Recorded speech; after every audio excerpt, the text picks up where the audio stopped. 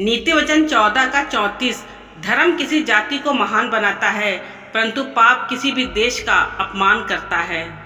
इस वचन में परमेश्वर हमें एक गहरी सच्चाई सिखा रहे हैं, जो न केवल किसी व्यक्ति पर लागू होती है, बल्कि पूरी की पूरी जाति या राष्ट्र पर भी।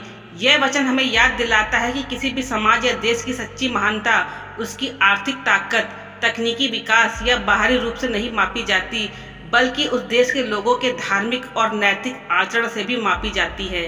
जब एक देश के लोग धार्मिकता और सच्चाई पर चलते हैं, जैसे कि ईमानदारी, दया, न्याय और प्रेम में, तब वह देश सम्मानित होता है, वहाँ शांति रहती है और समाज में विश्वास पनपता है। ठीक वैसे ही जैसे अगर किसी भवन की नींव मजबूत हो तो वह खड़ा रहता है, वैसे ही धार्मिकता किसी राष्ट्र की नींव है।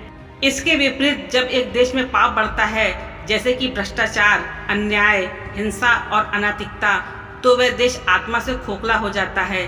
धीरे धीरे उसका पतन शुरू हो जाता है और लोग एक दूसरे पर भरोसा करना बंद कर देते हैं। पाप राष्ट्र को नीचा दिखाता है, चाहे वो कितनी भी ताकतवर क्यों न दिखे। इसलिए यह वचन हमें एक आत्ममंथन की ओर बुलाता है। क्या हम अपने जीवन और समाज में धार्मिकता को बढ़ावा दे रहे हैं? क्योंकि एक व्यक्ति से शुरू होकर एक पूरे देश का भविष्य बन सकता है। धार्मिकता किसी भी राष्ट्र को ऊपर उठाती है और पाप उसे नीचे गिराता है। हमें अपने जीवन से शुरुआत करके अपने राष्ट्र को धर्म के पथ पर लाना है। यही सच्ची देशभक्ति का मार्ग है।